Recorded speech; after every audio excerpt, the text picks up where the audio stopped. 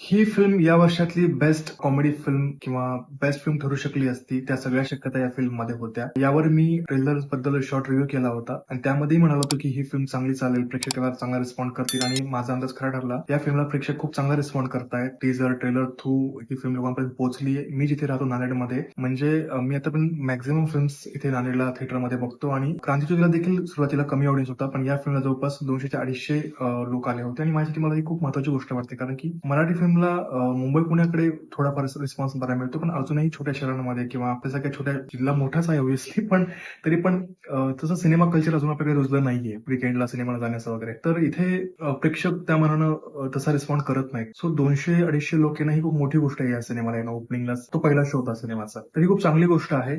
आणि पण मला पर्सनली सिनेमाने थोडं निराश केले. मला या सिनेमाकडून खूप जास्त अपेक्षा होत्या, कारण की story, screen play, dialogues, casting, सगळ्यांची ऍक्टिंग, सगळे ऍक्टर्स, खूप सगळं यात धमाल आहे. तर सिनेमाला सिरियसली घेऊ नयेत, फक्त मनोरंजन म्हणून बघावं असं आपले नागराज मंजुळे म्हणतात.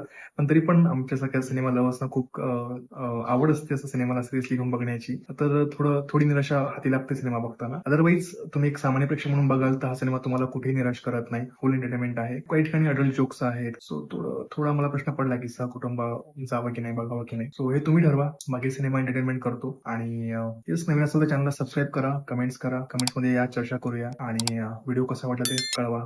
थँक्यू.